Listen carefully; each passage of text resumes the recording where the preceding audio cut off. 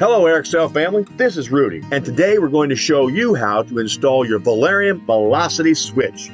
This is an easy job that only requires a screwdriver. To start the installation, locate your awning control switch and remove it from the wall or control box.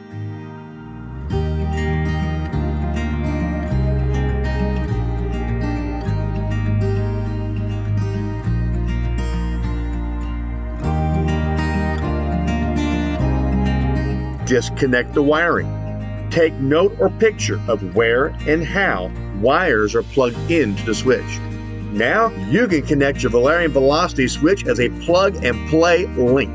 Connect your female end of the velocity switch to your current or supplied awning switch.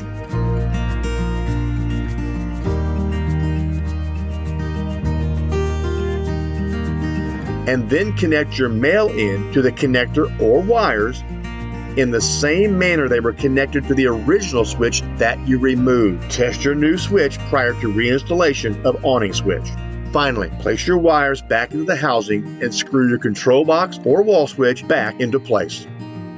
For installations that may require direct wiring, please call or email the Velarium team if you are not comfortable doing so. Enjoy your new velocity switch.